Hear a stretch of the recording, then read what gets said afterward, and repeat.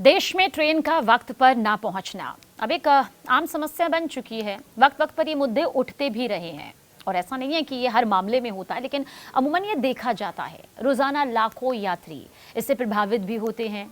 कोई ऑफिस देर से पहुंचता है, किसी की मीटिंग छूट जाती है, तो कई बार जिंदगी के अहम मौके हाथ से निकल जाते हैं।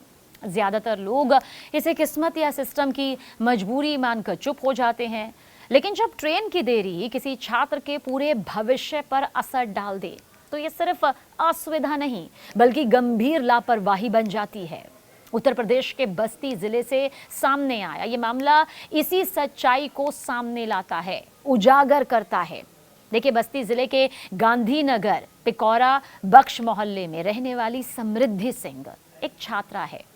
7 मई 2018, जी हाँ, हमें कुछ साल पीछे जाना पड़ेगा। 7 मई साल 2018 उन्हें लखनऊ के जय नारायण पीजी कॉलेज में परीक्षा देनी थी। ये परीक्षा उनके शैक्षणिक भविष्य के लिए बहुत ज्यादा खास थी। परीक्षा केंद्र पर दोपहर 12:30 तक रिपोर्टिंग यहाँ पर करनी थी। ये बहुत अनिवार्य था और नियम सार था कि तय समय के बाद किसी भी छात्र को परीक्षा में बैठने की अनुमति नहीं दी जाएगी। समृद्धि ने इस परीक्षा के लिए ना पूरे साल जी तोड़ मेहनत की थी और किसी की भी तरह कोई लापरवाही नहीं बरती थी और ना वो चाहती थी कि किसी भी तरह से समय को लेकर कोई भी दिक्कत उसको हो। समृद्धि ने बस्ती से लखनऊ जाने के लिए इंटरसिटी सुपर फास्ट ट्रेन का टिकट खरीदा, जिसकी कीमत 190 रुपए थी।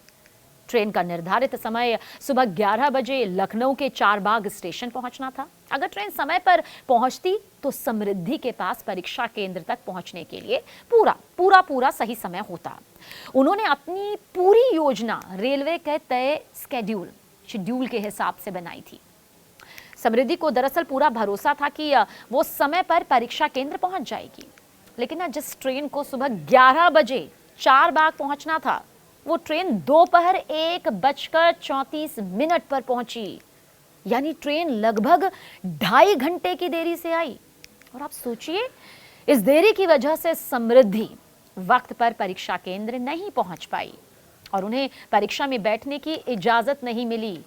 एक पल में समृद्धि का पूरा साल, समृद्धि की पूरी मेहनत, समृद्धि के सपने, उसके ख्वाब, सब कुछ मानो मिट गया। समृद्धि की आंखों के सामने अंधेरा छा रखा था। किसी छात्र के लिए इससे बड़ा मानसिक और शैक्षणिक नुकसान शायद ही कुछ और हो सकता है। परीक्षा छूटने के बाद समृद्धि ने पहले रेलवे से जवाब मांगने की कोशिश की।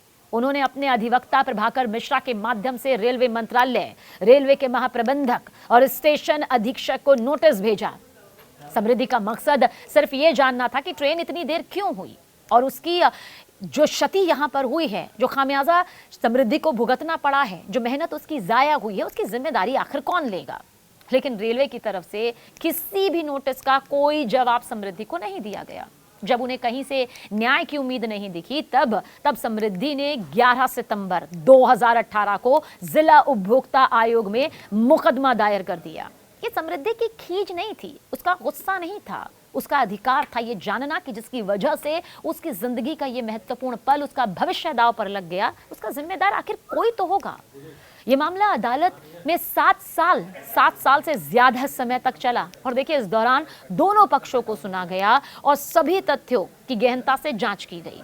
रेलवे ने तो ये स्वीकार कर लिया कि ट्रेन अपने निर्धारित समय से काफी देर से पहुंची थी, लेकिन ट्रेन की देरी का कोई ठोस और स्पष्टीकरण नहीं सामने आया। आयोग ने इसे सेवा में गंभीर कमी माना, क्योंकि एक छात्रा का भविष्य सीधे तौर पर रेलवे की लापरवाही से प्रभावित तो हुआ था, इसमें कोई दो राय नहीं।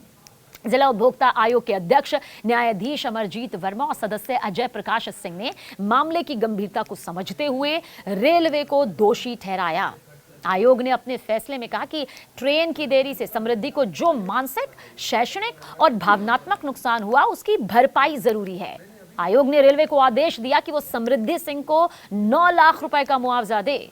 इसके अलावा अन्य खर्चों के लिए 10,000 रुपए अलग से देने का भी निर्देश यहां पर दिया गया। देखिए, आयोग ने यह भी साफ किया कि रेलवे को ये राशि 45 दिनों के अंदर ही चुकानी होगी। यानी कि ऐसा नहीं है कि सालों साल अब इस राशि को चुकाने में लग जाए। अगर रेलवे तय समय सीमा में भुगतान नहीं करता है तो उसे 12% वार्षिक ब्याज के साथ ये रकम देनी पड़ेगी। ये फैसला रेलवे के लिए एक कड़ा संदेश है कि यात्रियों की सुविधा और समय को हल्के में नहीं लिया जा सकता, खासकर तब जब उसका सीधा असर किसी के भविष्य पर पड़ता हो। ये फैसला सिर्फ समृद्धि सिंह के लिए ही नहीं बल्कि देश के करोड़ों रेल यात्रियों के लिए भी एक मिसाल है। ये साबित करता है कि रेलवे जैसी बड़ी संस्था भी उपभोक्ता कानून के दायरे में आती है और उसकी लापरवाही पर सवाल उठाए जा सकते हैं। ट्रेन का लेट होना अब सिर्फ एक सामान्य परेशानी नहीं बल्कि अगर उससे किसी को वास्तविक नुकसान होता है तो उसके लिए जिम्मेदारी तय की जा सकती है। ये कहानी नहीं है, यह हकीकत है जो हमें यह सिखाती है, जो सिस्टम को यह सिखाती है कि अगर किसी सरकारी या निजी सेवा की लापरवाही, उसकी अनदेखी से आपको नुकसान होता है तो चुप रहना ही एकमात्र रास्ता नहीं है कि ट्रेन तो लेट हो गई, सिस्टम तो ऐसे ही चलता है। समृद्धि ने लंबी लड़ाई लड़ी, समृद्धि को वो मौका दोबारा से नहीं मिला, लेकिन समृद्धि ने एक मिसाल कायम करी। कानून आम आदमी के साथ खड़ा है, सही जानकारी, धैर्य और कानूनी रास्ते से न्याय पाया जा सकता है। एक ट्रेन की देरी ने भले ही एक छात्रा का साल बर्बाद कर दिया, लेकिन उसके संघर्ष ने पूरे सिस्टम को यह याद दिला दिया कि समय और भविष्य दोनों की कीमत होती है।